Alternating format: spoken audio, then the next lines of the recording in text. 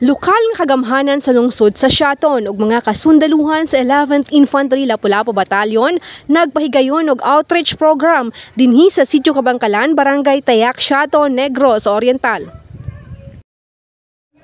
Walay katakos ang kalipay sa mga lumulupyo sa Sitio Kabangkalan sa mga benepisyo nga ilang nadawat gikan sa local government unit sa Siaton ug sa 11th Infantry Lapu-Lapu Battalion.